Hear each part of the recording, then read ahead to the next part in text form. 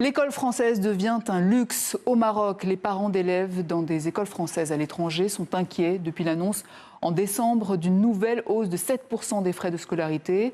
Le Maroc, plus grand réseau d'enseignants français à l'étranger au monde, est aussi le plus touché. 2 missions parlementaires sont en cours et une possible action en justice se prépare. Notre correspondante Maude Ninov nous en dit plus.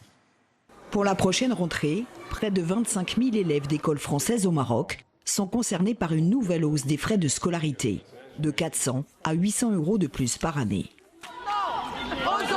Après des mois de contestation, les familles défendues par l'Association Français du Monde ont demandé au ministère des Affaires étrangères de surseoir à cette augmentation et qu'un audit soit réalisé sur l'AEFE, l'agence chargée de l'enseignement français dans le monde.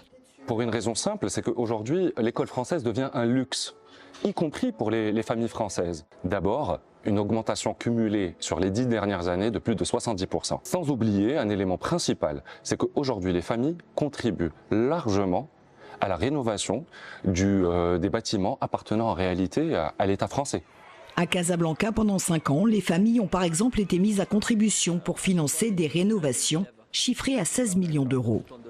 Des parents qui n'auraient plus les moyens de payer, des élèves obligés de quitter le système français. Au Maroc, Khadija Belbachir a recueilli leurs témoignages. Ça a été dur, l'augmentation. Vraiment, ils l'ont ressenti comme je vais dire un mot très fort, comme une trahison. Les parents dénoncent un système opaque. Pour évaluer les dysfonctionnements de l'agence, des missions ont été lancées par le Sénat et l'Assemblée nationale. Mais c'est quoi, Le député Karim Bencher audite les finances. Le budget fait polémique.